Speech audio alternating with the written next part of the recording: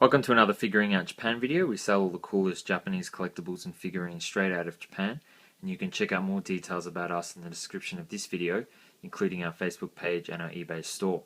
But today I'm going to be looking at a Lego Star Wars set. It is the Imperial Shuttle Tydirium. It was released in 2015, and I'll put all the details about the set, including the set number and all that sort of stuff, in the description of this video.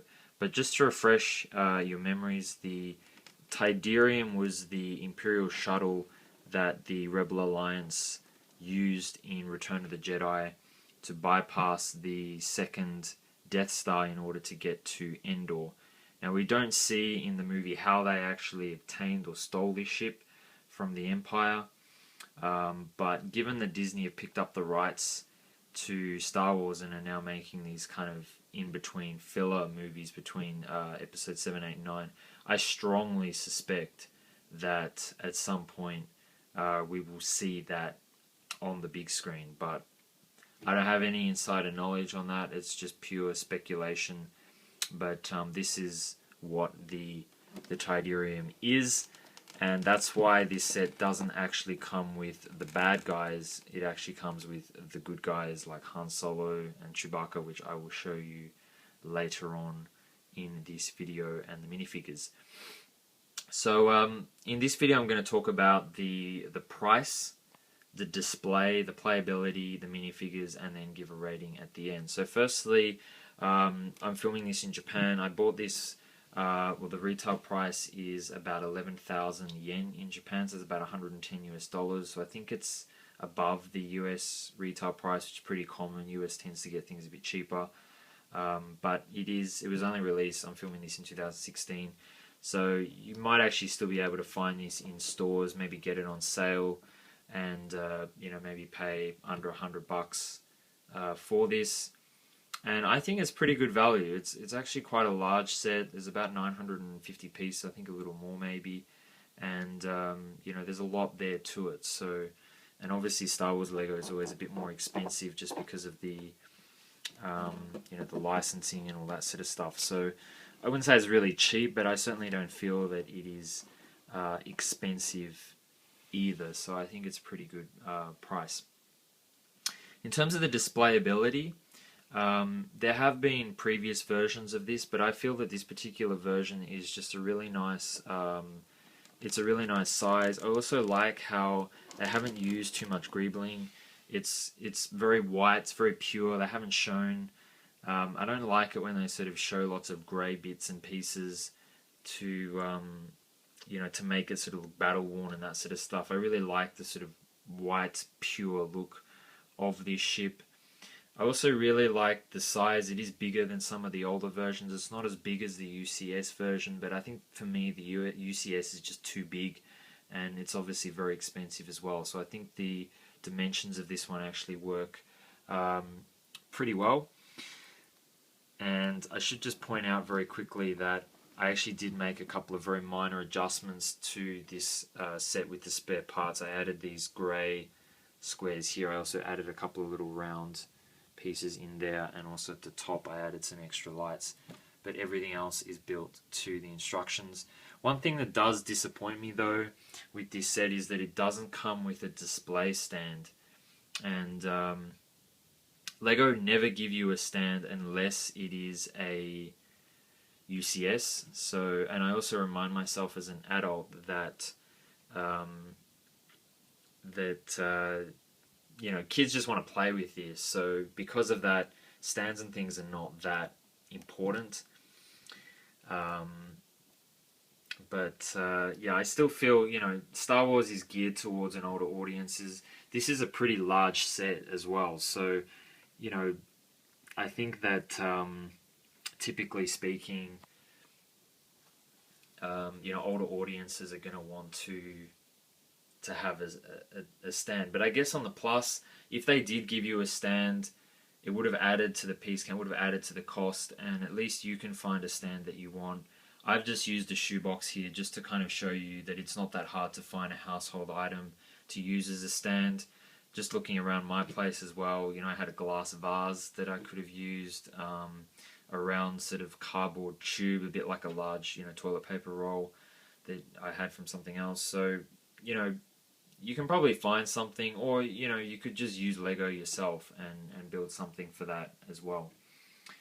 In terms of the size, it's about 31 centimeters from the bottom of the sort of feet that it sits on and the top of the wings. And if you include the side of these wings as well, the total height from the bottom to the very top, it's about 45 centimeters. So just, you can see there in scale with the minifigures just how big it is.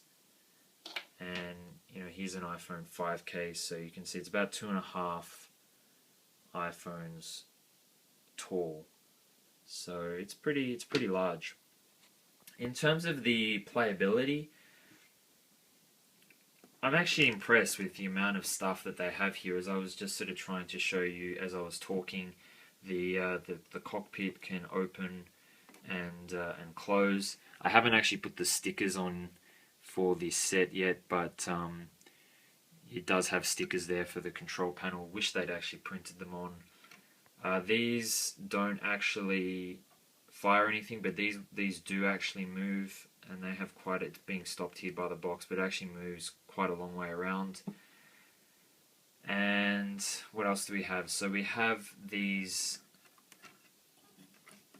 guns, these flick fire missiles, and they work actually really well, and you press this switch on the side and they fire very well. Actually, they have quite a bit of oomph in them. And you also get 2 spare ones, which you can see on the top of the roof there. Sorry, it keeps going out of focus. There we go. And then inside you can see that there is 2 seats. Why is that not focusing? Anyway, there's 2 seats in there, and we also have this little kind of battle backpack thing with a couple of tools. And then on the other side we also have pretty much the same, but there's this little case on one part of it, and I just try and open up. Obviously I'm holding the camera with one hand. So you do get a little cookie and some grenades, some little grenade thingies, so that's kind of cool. Definitely adds to the playability. And there's also in the middle, now again, there's meant to be a panel on the back there with a sticker of Endor. It's a pretty cool sticker, but I haven't put that on. And that is the door that you can lower underneath the ship. So there's quite a bit that that moves. I can get my hands in there. So that comes all the way down like so, and the legs can also be folded backwards as well. And the wings, of course, also can move up into landing mode. So this is going to be a little bit funky until I get that right. So that's what it looks like in landing mode, which in my opinion looks okay, it looks good, but just doesn't look anywhere near as good as seeing it in full flight mode.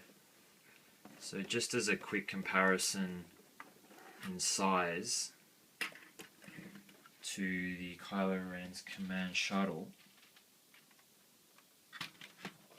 it's pretty hard to show all this, but there is the command shuttle. So even with the wings diagonally, it's actually taller, but if I've modified this, I've shown how to modify it if you're wondering in the review I did of that set, which I'll put in the description of this video. But there they are side by side, and you can see the command shuttle is quite a bit larger. So the Tydirium comes up to about here, on the command shuttle. So because of that, this was actually a little bit smaller than I expected, but I guess when you compare anything to this one, it's going to seem a little small. So let's have a look at the minifigures, and you get 5 minifigures in this set. So these are the little Endor troopers that you get, and you can see there's some really nice printing on the jacket there. Sorry, the colour looks a little bit washed out. I'm not using a very good quality camera, but this is the other one. You can see that his face there looks quite old, and some back printing. So the printing is actually different for both of them. And then we get Han Solo. He almost looks like Indiana Jones here, actually. With a small pistol. And he does come with an alternate face, if I can get this off. Come on, there we go. And then Princess Leia. Now she does come with a cape, but I didn't put her cape on. And you can actually see the printing. They've sort of given her that feminine look there. She gets a cookie, little hole in her head, which doesn't look very good. I think that's for like tiaras or like head pieces. But the hairstyle looks pretty accurate for Leia. And she also has an alternate head. Sorry, alternate face. And then Chewbacca. Some people have complained about the Chewbacca. I actually think he looks okay. Maybe the eyes look a little funny, but I think overall he looks pretty cool. And that whole top piece is actually a separate piece, if I can get it off, which I can't. No, but yeah, that top piece is all a separate part. But no Luke Skywalker. I think the reason they didn't give us Luke was because he's in the other major set in this line, which was the Death Star Duel. And also no C-3PO and R2-D2. I think the main reason why we didn't get them was just because they were a little bit stingy and they didn't want to give us all the same, or all the good minifigures in one set. But I think the other reason was because you can actually only fit 5 minifigures in this set, which is the 2 in the front and then 2 seats on that side and then the 1 seat on that side. But they could have squished, they definitely could have squished 3 seats in there. If you have a look in there, you know, they could have, it's a bit dark, they could have squished 3 seats in there, or they could have had someone sitting in the middle, but they didn't do that, so it is what it is. Overall, I was going to give this set 9 out of 10, docking at half a point for the stand and then half a point for Luke, but I think there's kind of justifiable reasons as to why they didn't include Luke, and also why they didn't give us the stand.